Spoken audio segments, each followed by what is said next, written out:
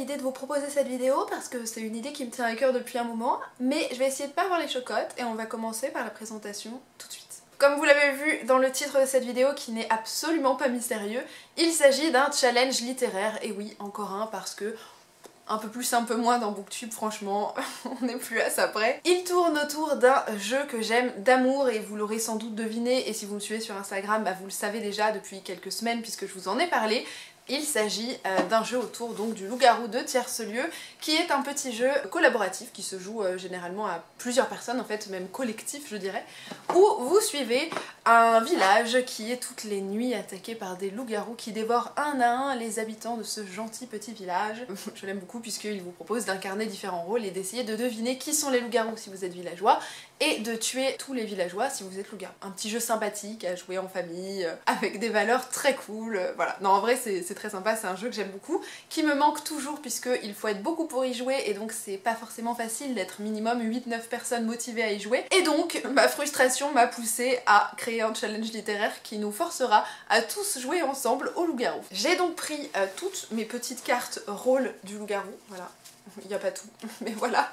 Et je les ai un petit peu mélangées, assemblées, de sorte à vous proposer un petit challenge littéraire qui vous proposera de vous affronter entre lecteurs pour remporter soit la place de loup-garou, victorieux et qui dévore des gens, ou bien la place de villageois qui aura réussi à vaincre ces méchants loup-garou. Vous allez donc participer à un challenge littéraire collectif, parce que c'est beaucoup plus drôle, et c'est une idée que j'ai vue chez Zoé qui a renommé sa chaîne le Zozi maintenant, puisqu'elle organise tous les ans la coupe des 4 maisons, et je me plante peut-être de titre, mais en tout cas c'est autour d'Harry Potter et les différentes maisons s'affrontent entre elles, et je me suis dit que ce serait assez chouette de décliner le concept autour des loups-garous de tierce lieu, en faisant s'affronter les loups-garous contre les villageois, et de savoir finalement qui réussira à remporter la partie. Pour remporter la partie de ce challenge littéraire, c'est extrêmement simple, il va falloir cumuler le maximum de points possible pour votre camp, donc soit les loups-garous, soit les villageois. Ces points seront chacun rattachés à des catégories de livres que vous pourrez lire et débloquer, et la petite spécificité de ce jeu, c'est que les loups-garous et les villageois ont chacun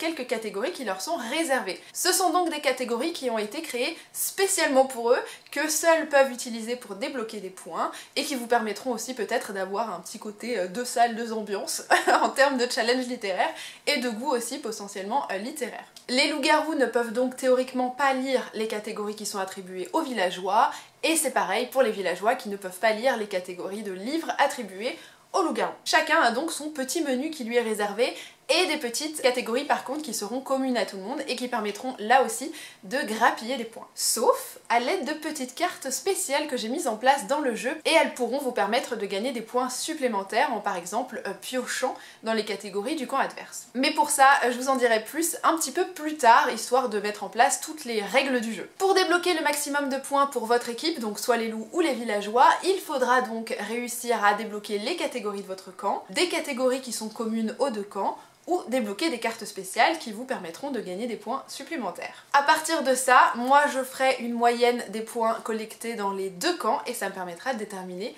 qui est le gagnant.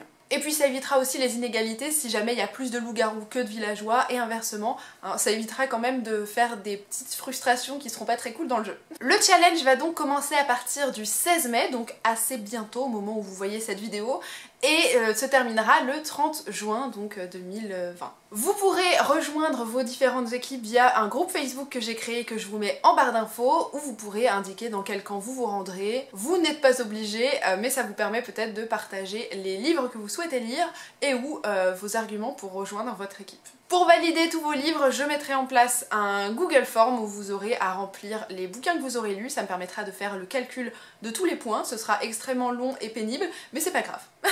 Et ça, je vous les proposerai quand ce sera fini. Donc n'oubliez pas de noter vos lectures, histoire de ne pas oublier vos points. Ah, et j'ai oublié, vous pouvez ranger un même livre dans 2 catégories maximum. Sinon c'est pas drôle, faut pas que ce soit trop simple aussi. Et pour pas abuser non plus, je limiterai chaque catégorie à 2 livres, hein, parce que sinon je vous connais, vous allez tous taper avec 10 livres dans une catégorie à 20 points, hein, on va pas abuser non plus. On va commencer avec la présentation des 2 différents menus principaux, ceux des villageois et celui des loups-garous, avec des choix de livres que j'ai fait pour les 2 différents différents menus, ce qui pourra éventuellement vous donner des idées et vous expliquer un petit peu comment choisir vos livres. On commence tout de suite avec le menu réservé aux villageois. Il s'agit donc de catégories qui seront exclusivement réservées aux personnes qui choisiront le camp des villageois, et si vous connaissez un petit peu le jeu, vous allez voir que chaque nom de catégorie reprend un personnage du jeu des loups-garous, alors certaines plus connues que d'autres, mais elles sont toutes inspirées de ces différents personnages. Et on commence avec la carte la plus basique et la plus essentielle du jeu, il s'agit de la carte du villageois. Pour la carte du villageois, si vous réussissez à valider un livre, vous validerez 5 points. Pour cette catégorie, il faudra choisir un livre qui met en scène un héros bienveillant, donc à peu près les qualités théoriquement du villageois, qui est au cœur pur et qui souhaite survivre aux différentes nuits et dégommer les loups-garous. Vous pouvez y choisir n'importe quel type de livre, je m'en fous qu'il s'agisse d'essais, de fiction, de romans, bon des poèmes c'est un peu plus dur avec un héros mais bon, peu m'importe, vous êtes totalement libre, BD, livre audio, je m'en fous. Voilà, faites-vous plaisir, vraiment, ça ne change rien pour moi, ça n'a aucune importance dans ce jeu. Perso, j'y ai mis Elantris de Brandon Sanderson, qui est dans ma pile à lire obligatoire des booktubeurs, voilà, qui m'ont choisi. Donc il s'agit d'un petit livre de fantasy avec une jeune femme visiblement au cœur pur, hein, qui devait épouser un homme qui meurt, hein, bon. Elle reste là pour débloquer les mystères d'une cité visiblement maudite, qui a ses portes fermées depuis toujours, et je me suis dit que ça pouvait être pas mal avec cette héroïne qui cherche à savoir ce qu'il se passe avec son cœur pur et innocent. Peut-être pas tant que ça, mais je ne le sais pas encore. Suite logique du cœur pur des villageois, je vous propose la catégorie Cupidon, qui vaudra 10 points. Ici, la catégorie parle plutôt bien d'elle-même. Je vous propose de lire un livre qui parle d'amour. Vous pouvez très bien lire une romance, ou tout simplement même un livre avec un couple, où les histoires de couple peuvent être assez présentes. Alors ce sera pas forcément genré romance, hein. Vous pouvez avoir n'importe quel type de livre, puisqu'on en trouve sincèrement partout. Et pour ma part, pour vous donner un exemple, j'ai choisi Le temps de l'innocence d'Edith Wharton, hein, qui va vous parler d'histoires de couple qui se finissent pas très bien, mais il y a du couple. Par exemple, Roméo et Juliette, ça passe, vous voyez, il y a du couple, ok ça se finit mal, mais il y a de la romance quand même. Ici il y en a, elle est pas très saine, mais il y en a. Pour 10 points supplémentaires, vous avez la catégorie de la sorcière. Et là aussi c'était assez facile de vous trouver quoi lire dedans. Ce sera pas forcément lire une histoire autour d'une sorcière, ça pourrait, mais je vous propose surtout de découvrir l'histoire d'une femme de pouvoir, puisque ben, sorcière, pouvoir, femme, tout ça, ça marche bien. Donc ça peut très bien être une sorcière avec des pouvoirs hyper puissants, ou bien un contemporain, une biographie d'une femme qui aura marqué l'histoire. Ou même un contemporain avec une femme de pouvoir, une femme présidente, une femme flic, ce que vous voulez, une femme quoi, qui a du pouvoir. Perso, j'ai choisi La cause des femmes de Gisèle Halimi, qui vous parle du procès Halimi, qui était assez connu dans les années 70, puisque en fait on y suit l'histoire de Gisèle Halimi, hein, c'est une histoire vraie, ça reste un témoignage. Elle a été un petit peu parmi les têtes d'affiche de la lutte pour le droit et l'accès à l'IVG, à une époque où c'était hyper mal vu, et donc elle avait défendu une femme qui avait avorté illégalement, à une époque où c'était criminel hein, de le faire tout simplement. Et je trouve plutôt cool de découvrir un petit peu cette période de notre histoire et de notre passé qui n'est franchement pas si lointain. Catégorie suivante, un petit peu moins connue, qui est celle du renard. Elle vaut 15 points. La suite logique de tout ce qui est associé au renard, c'est un petit peu l'intelligence et la ruse, et donc je vous propose de lire un livre qui met en avant soit un personnage connu pour son intelligence, sa ruse, ou bien des jeux autour de tout ça dans le récit. Le livre que j'ai choisi aurait totalement pu passer dans la catégorie précédente, mais je me suis dit quand même que Boudica, qui était une stratège et une guerrière, ce serait pas mal en termes de ruse et d'intelligence, puisque je pense que des techniques de guerrière et de résistance à l'ennemi, ça pouvait être pas mal pour entrer dans cette petite thématique. Donc c'est celui que j'ai choisi. Catégorie suivante est celle du Salvateur, elle vaut 15 points. Je vous propose d'y lire un livre dont vous avez entendu beaucoup de bien. Voilà, vous en avez entendu parler en bien, vous l'avez dans votre pile à lire, c'est génial, et vous vous êtes dit, je vais le lire. Pour ma part, j'ai choisi All the Lights We Cannot See de, comment s'appelle-t-il déjà ? Anthony Doerr. C'est un roman historique qui se passe pendant la Seconde Guerre mondiale. On y suit une jeune femme qui habite à Paris, un garçon qui habite en Allemagne. Évidemment, leurs destins vont se croiser, je ne sais pas exactement à quel moment, je ne sais pas exactement pourquoi. J'en ai entendu beaucoup de bien il y a quelques années, il tournait beaucoup sur le YouTube anglophone, et donc ça fait trop longtemps qu'il traîne chez moi, j'ai donc décidé de le sortir un petit peu de la poussière de ma bibliothèque. Et enfin, dernière catégorie de ce menu des villageois, c'est celle qui vaut le plus de points, il s'agit de la voyante qui vaut 20 points. Pour ça, c'est relativement assez simple, je vous propose de lire un livre qui se passe dans le futur. Et moi, j'ai décidé d'y sortir Reproduction interdite de Jean-Michel Truong, qui est un livre de science-fiction où visiblement le clonage humain est réussi, hein. Il y a un mec qui a eu un prix Nobel pour ça, donc ça a l'air d'exister. Je sais qu'un homme va être retrouvé mort dans une chambre d'hôtel et que simultanément d'un coup 11 personnes vont mourir. Je suppose que ça a un lien avec cette affaire de clonage. Et je pars du principe que si on parle de clonage humain, vu qu'il n'existe pas aujourd'hui, c'est qu'il existe dans le futur et que donc mon livre se passe dans le futur. J'avoue, je triche un peu, mais il me fait trop envie, donc je le sors. Et cette couverture est extrêmement creepy. On passe désormais au menu réservé à ceux et celles qui choisiront le camp des loups-garous et donc aux catégories qui leur sont spécifiquement dédiées, avec des personnages qui, là encore, correspondent plus ou moins à la méchanceté et un peu à la fourberie des loups, hein, on va pas se mentir. Perso, c'est quand même mon rôle préféré, le loup. Aussi basique que dans le précédent menu, la première catégorie c'est les loups-garous tout simplement qui vaut 5 points. Pour ça c'est assez simple, il vous faudra lire un livre qui met en avant un anti-héros. Ça c'est assez commun, on en trouve franchement partout donc je pense pas que ce soit très compliqué. Et pour ma part, j'ai choisi un livre qui se trouve juste là. Il s'agit de Vengeful de V. Schwab, donc c'est la suite, plus ou moins je crois, de Vicious. Vicious qui met d'ailleurs vraiment en avant un anti-héros, donc franchement, si vous avez pas l'idée, c'est un très bon plan. En plus il est traduit en français donc il n'y a pas de souci. Là c'est un peu la suite et on y suit une jeune femme et je vous en dirai pas plus parce que ce serait trop d'indices par rapport à ce livre. C'est juste qu'elle a quand même pas mal de choses à se reprocher, que c'est absolument pas un ange, et je crois que c'est les personnages que je préfère suivre. La catégorie suivante, c'est le grand méchant loup qui vaut 10 points, et là encore, c'est un personnage de ce jeu du loup-garou. Pour cela, je vous propose de lire un livre où la mort est présente, alors ça peut être la mort en tant qu'incarnation elle-même, hein, je ne sais pas, ça peut être juste une histoire où on parle un petit peu de la mort, où il y a des morts fréquentes, où c'est la thématique du deuil, peu importe, mais une histoire où il y aura des morts, et où on en parlera un petit peu. Genre Hunger Games, ça passerait crème. Voilà, ça passerait très bien. Je suis restée plutôt sage sur le sujet, mais vous verrez que les contemporains passent aussi, même si là c'est pas trop un contemporain. Mais bref, j'ai sorti un livre qui traîne dans ma pile à lire depuis des années, et il s'agit de If I Stay de Gail Forman. J'en avais entendu beaucoup de bien. Je sais que c'est pas le livre le plus drôle, hein, puisqu'on y suit une femme, hein, une jeune fille, celle de la couverture dont j'ignore le nom, je ne m'en souviens plus. Il me semble qu'elle a un accident de voiture, elle décède, voilà, hein, bon comme ça on est tranquille, et on la suit un petit peu plus ou moins dans l'au-delà, où elle essaye, j'ai l'impression, d'accompagner les proches et ceux qu'elle aime dans la tragédie qu'ils sont en train de vivre, puisqu'elle n'est plus là. Donc bon, c'est pas le meilleur livre pour vous remonter le moral je pense, mais en tout cas il rentre nickel dans la catégorie. Catégorie suivante, il s'agit de celle de l'enfant sauvage, et elle vaut également 10 points. Je vous propose d'y suivre un livre dont le personnage principal a un passé trouble et ou douloureux, ce que vous voulez, les deux, l'un ou l'autre, je m'en fous, mais un passé qui sera pas forcément hyper facile et qui sans doute va un petit peu l'embêter dans son histoire. Là encore, ça peut être n'importe quel type de livre, donc faites-vous plaisir. Pour ma part, j'ai choisi une petite BD, un petit roman graphique qui m'a été offert par ma petite sœur. Il s'agit de Le Patient de Timothée Le Boucher.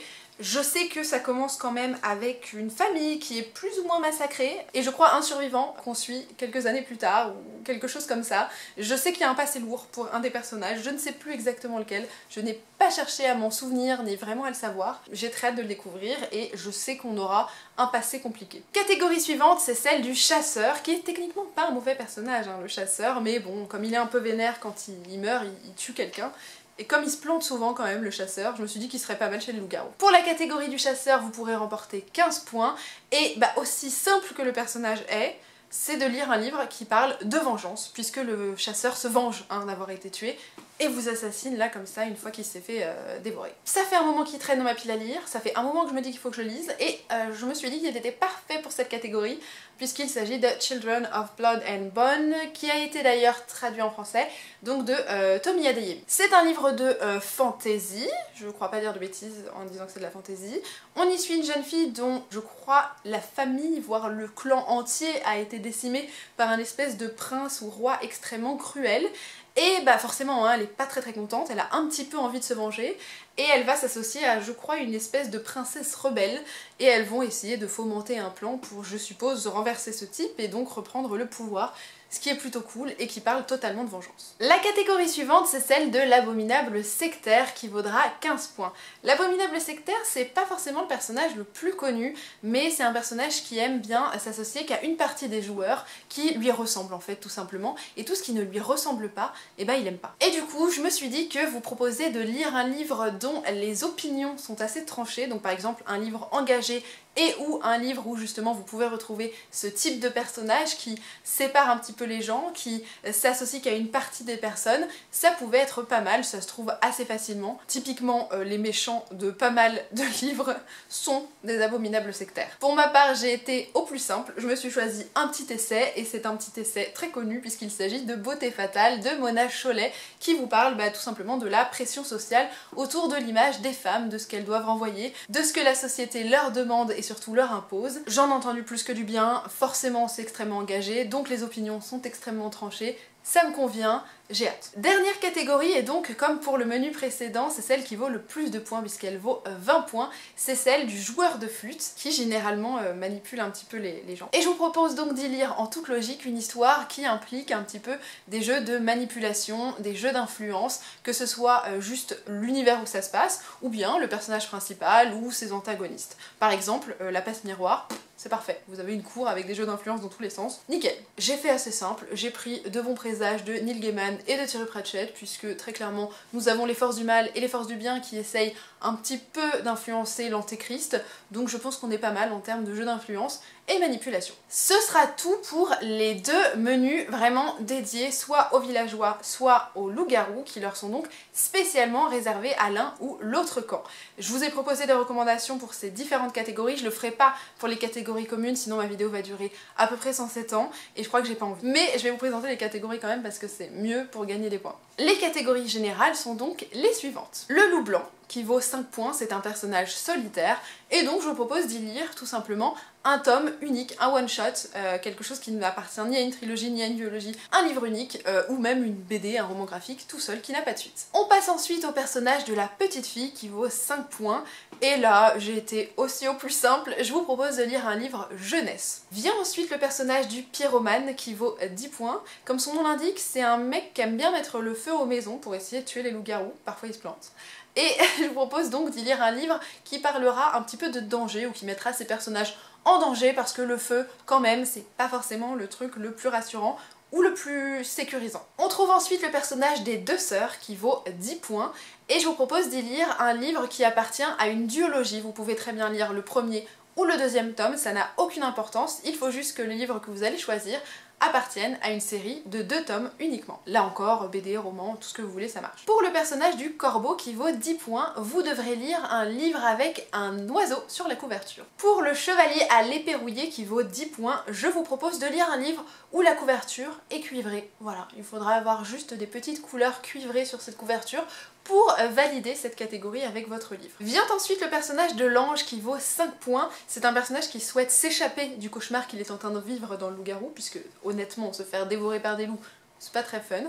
Il souhaite donc s'échapper ailleurs et je vous propose de lire un type de livre qui permet vraiment de s'échapper, un livre de SFFF, peu importe, vous choisissez celui que vous voulez, ça marchera. On trouve ensuite l'infecte père des loups-garous qui vaut 15 points. C'est un personnage qui permet d'infecter d'autres joueurs et de les transformer en loup. Et donc en toute logique, je vous propose de lire un livre qui vous parlera de maladies, de contamination. Ça peut très bien être des histoires de zombies, hein, parce qu'en termes de contamination, on est plutôt pas mal, ou de quelque chose de beaucoup plus factuel, mais je trouvais ça plutôt rigolo. Pour le côté horrifique, j'avoue. On trouve ensuite la catégorie du montreur d'ours qui vaut 10 points. Et pour celle-ci, je vous propose de lire le livre d'un auteur que vous n'avez jamais lu, puisque la capacité de l'ours et du montreur d'ours, c'est de découvrir un petit peu qui se situe autour de lui. Et donc je vous propose de découvrir un auteur nouveau. Pour la catégorie suivante, qui s'appelle celle du bouc émissaire, qui vaut donc 10 points, je me suis dit que ce serait rigolo de vous faire lire un livre qui a mauvaise réputation ou dont vous n'avez pas entendu dire de bonnes choses. Je me suis dit que ça pouvait être sympa. On a tous ça dans notre pile à lire. Le livre qu'on n'a pas envie de lire parce que franchement on a été hyper dégoûtés par les avis des autres, mais à un moment faudra bien se mouiller, on va essayer. Bah voilà, c'est celui-là. Donc j'ai mis la catégorie en mode pas trop élevé en termes de points pour que ce soit jouable. Pour le rôle du comédien qui vaut 5 points, c'est un personnage qui peut changer de face au cours du jeu, qui peut incarner différents rôles. Je vous propose de lire une réécriture puisque c'est une réinterprétation de certaines histoires, et les réécritures on en trouve assez facilement, donc je pense que ça se fait. Et enfin, dernière catégorie, celle du chien-loup qui vaut 15 points. C'est un personnage qui peut faire un petit peu un double jeu, être un petit peu dans la trahison. Je vous propose de lire une histoire où le personnage principal fait un choix qui est très important. Le genre de choix qui va un petit peu définir l'histoire, vous voyez le truc.